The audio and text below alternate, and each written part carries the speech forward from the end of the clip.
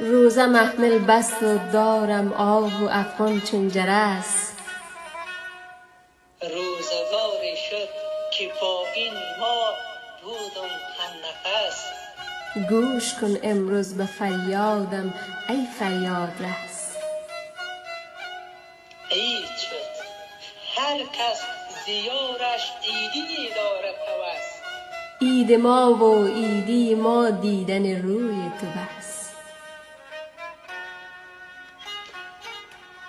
نصرت و فتح و ظفر بخت و سعادت یار تو. روز و شب اقبال و دولت هست خدمتگار تو. چشم ما روشن بود از پرتو دیدار تو.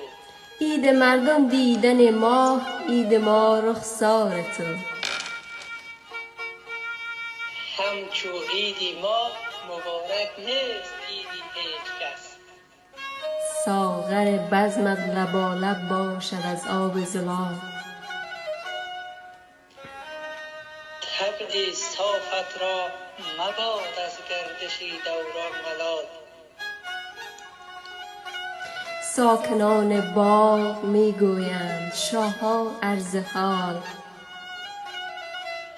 ما اسیر هجر و خلق محرم بزم وصال.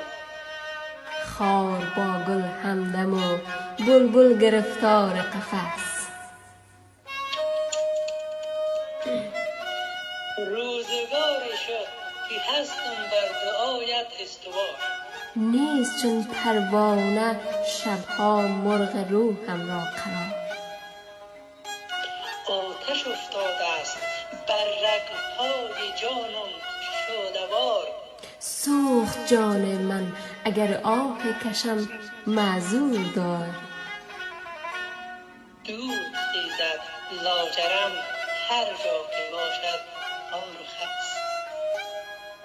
بر سر کوی تو دارد سیدا حال تباه.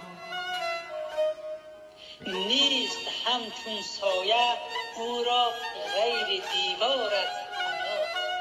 می توان گرداند از روی ترحم یک نگاه.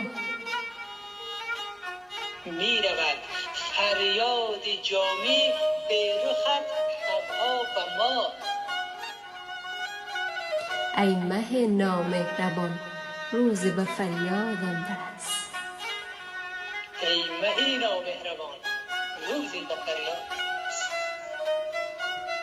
اجرکم الله.